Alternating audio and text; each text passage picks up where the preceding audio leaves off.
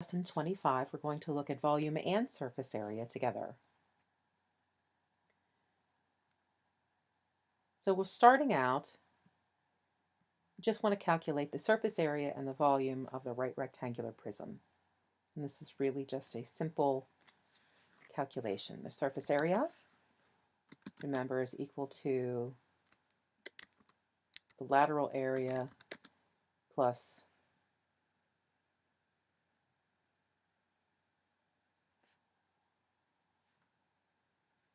two times the area of the base. And our lateral area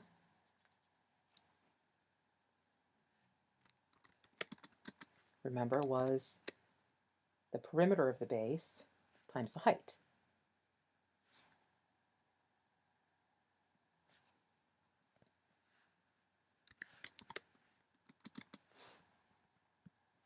So our base would be 11 times 6.5, and we're going to multiply that times 2.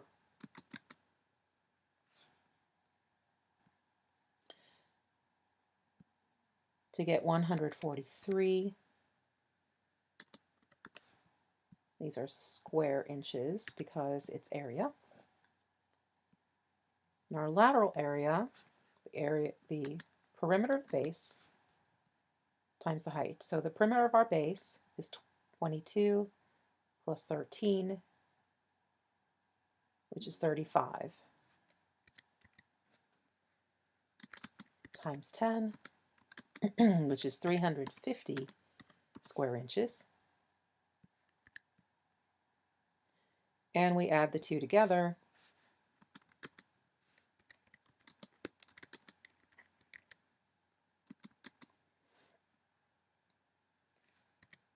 To get 493 square inches for the surface area of our right rectangular prism. Then to find volume, we do area of the base times the height. Our area of the base actually already found 71.5.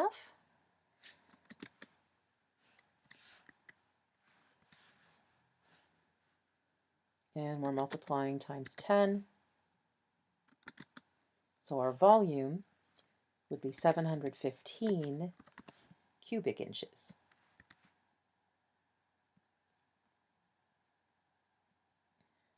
In example 1, Jay has a small fish tank, and it's the same shape and size as the right rectangular prism shown in the opening exercise. The box it came in says that it is a 3-gallon tank. Is this claim true?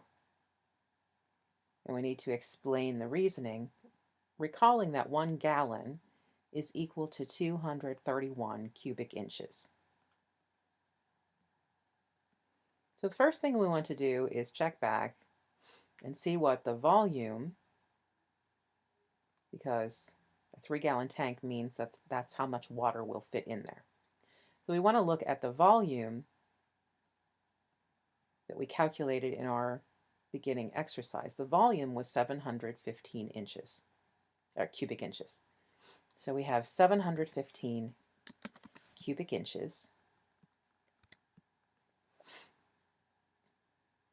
And we'll need to divide that by 231 cubic inches,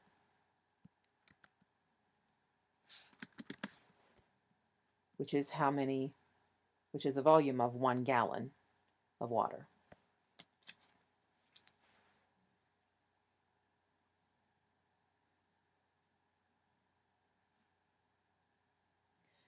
And 715 divided by 231 is 3 and 1/10, roughly, gallons. So the box claim is true. Technically, it holds 3 and 1/10 gallon. Of course, we would want to have a little bit of a gap in the top for the lid. Now the pet store recommends filling the tank to within 1 5/10 inches of the top. So how many gallons of water will the tank hold if it's filled to the recommended level? In that case, then,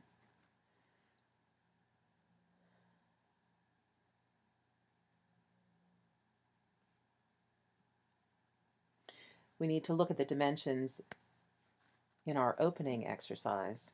It was 10 inches high. And now we're saying that instead of 10 inches high, the pet store recommends 1 and 1/2 inches less than that. And that's going to make it 8.5 inches for our height.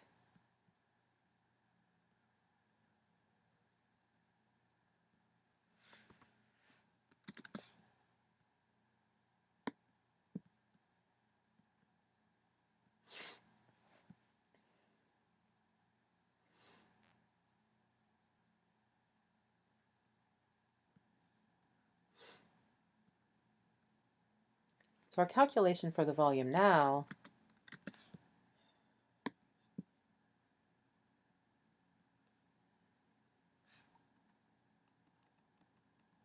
is going to be, let's look at our dimensions.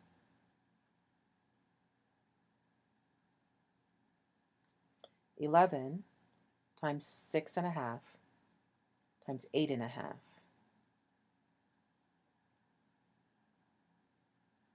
11 times 6.5 times 8.5, which is our height. So 11 times 6.5 times 8.5.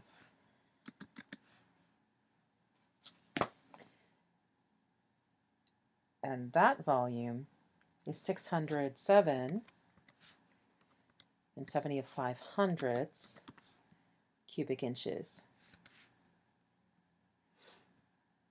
which we then need to divide to convert. And we'll divide that by 231 cubic inches, which is the volume of 1 gallon. And then we get 2 63/100 gallons, which is quite a bit less than 3 gallons. Jay wants to cover the back, left, and right sides of the tank with a background picture. We want to know how many square inches will be covered by the picture. So now we're looking at surface area of the back and the left and right sides of the tank. Looking back at our dimensions, we're going to be covering this surface, and the back surface. So we will have 11 by 10 in the back,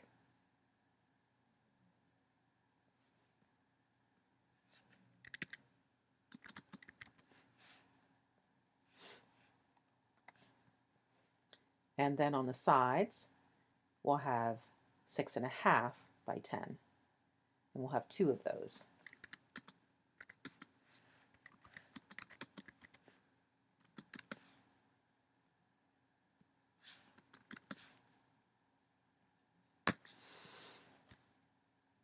And so 110 square inches in the back, 130 with the 2 sides, and we have 240 square inches that will be covered by the picture.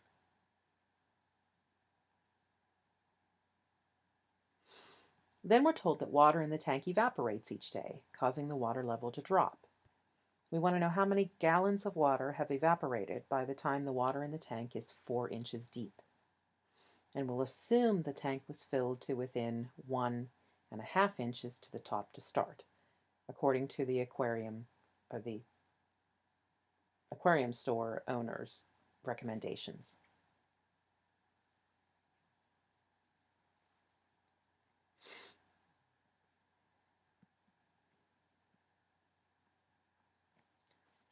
So taking our measurements again, we have 11 by 6.5.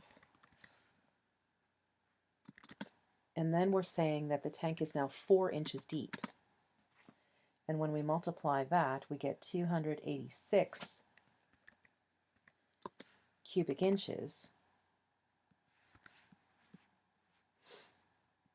And if you recall from our earlier problem, we found that when it was filled to 1.5 inches from the top, the volume was 607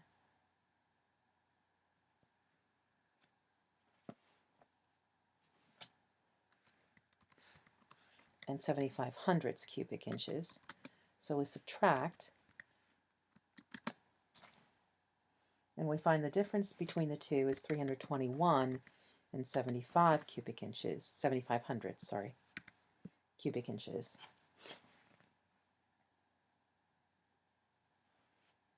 And we take that number and divide it by our conversion factor again, which was 231 cubic inches. And we find a change of 1 39 hundredths gallons.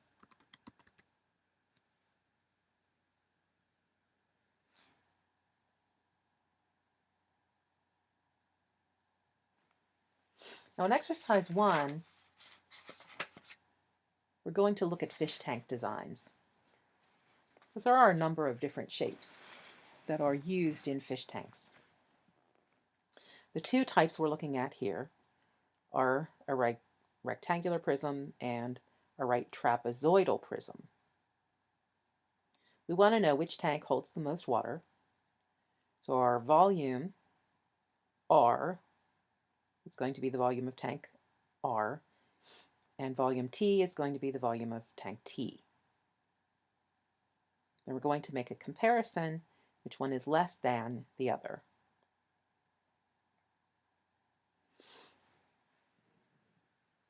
So what we'll do then is, for the volume of tank R,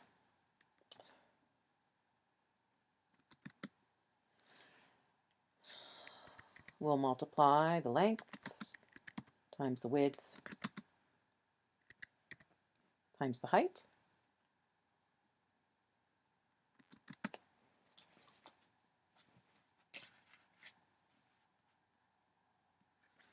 And the volume of tank R is 3,750 cubic inches. And the volume of tank T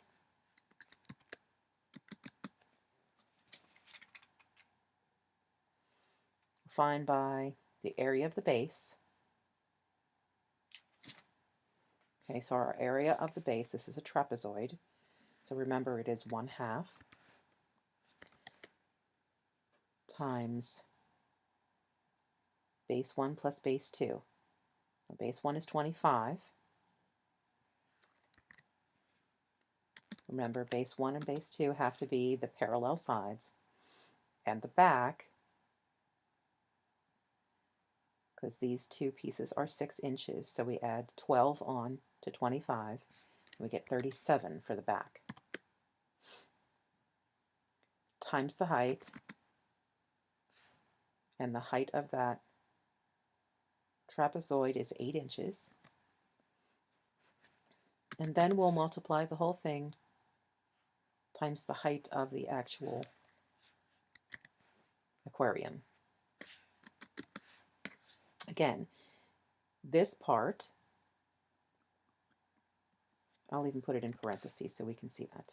This part is the area of the base. 1/2 times base 1 plus base 2 times the height.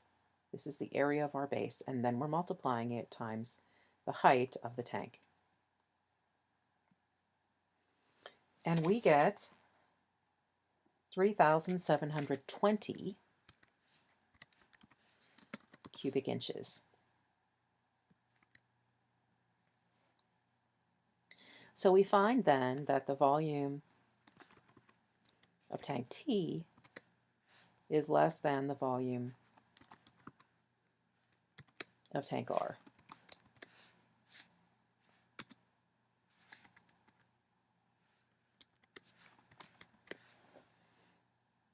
Not by lots, but by a little bit.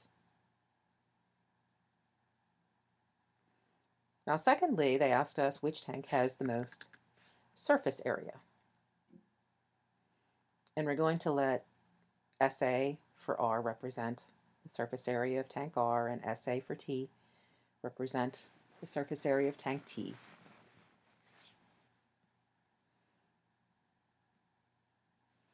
So remember, surface area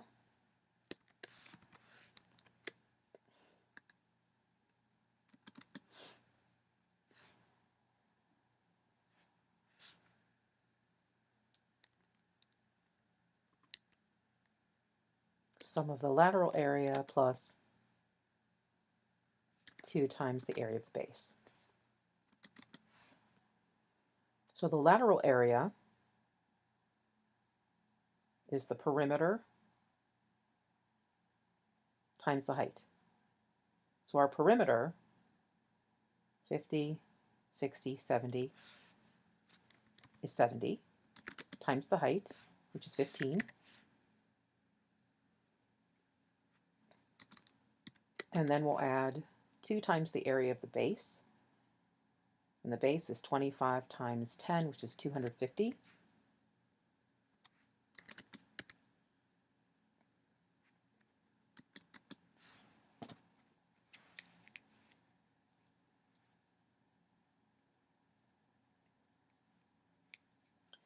And 1,050 plus 500 is 1,550. These are square inches because it's area. Then likewise, for the surface area,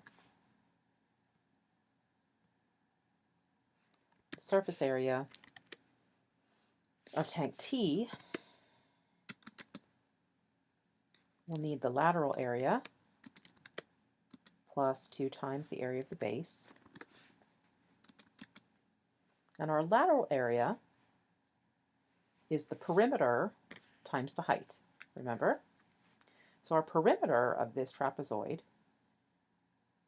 these two sides, are 10. So we have 25, 35, 45, and the back, remember, was 37. So 45 plus 37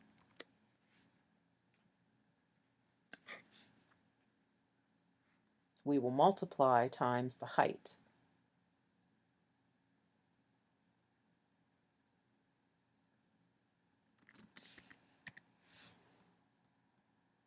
And remember, this is our lateral area, so I'm going to put some parentheses around this to make sure we know what we're doing. Then we're going to add 2 times the area of the base.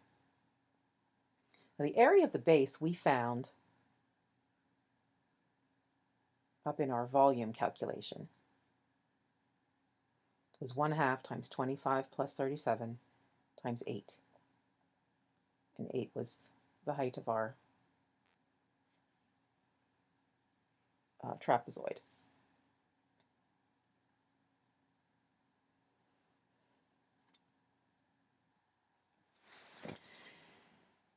And that calculation gives us 1,558 square inches. So in surface area, the surface area of tank R is actually slightly smaller than the surface area of tank T.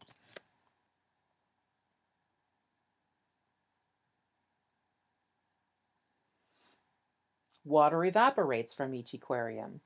So after the water level has dropped 1/2 inch in each aquarium, how many cubic inches of water are required to fill up each aquarium? And we're going to show work to support our answers, of course. It's important to note that in this problem, we are not using the recommended water level from the fish store. So when the water has dropped 1/2 inch in each aquarium,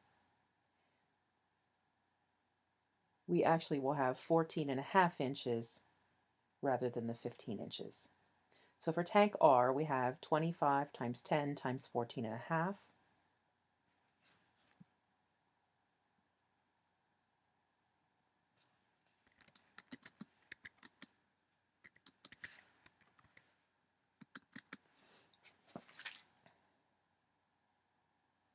And that is 3,625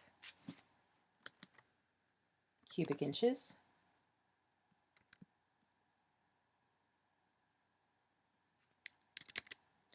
And for tank T, we're going to have, let's just go ahead and copy and paste this and we'll change it.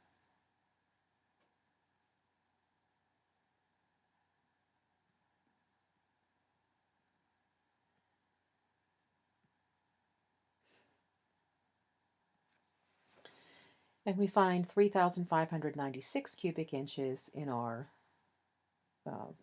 trapezoidal aquarium. Then what we need to do is subtract from our original volumes. And our original volume was 3,750.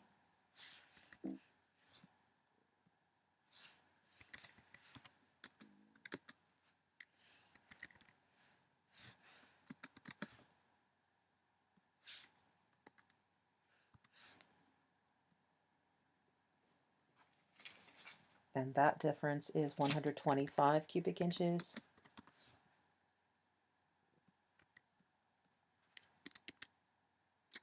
And 3,720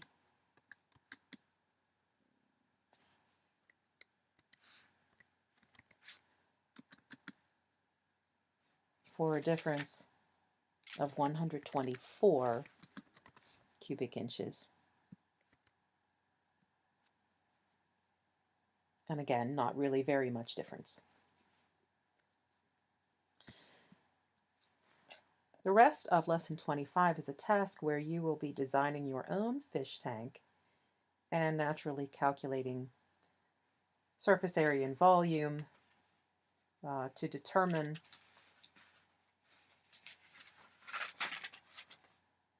the functioning of your tank.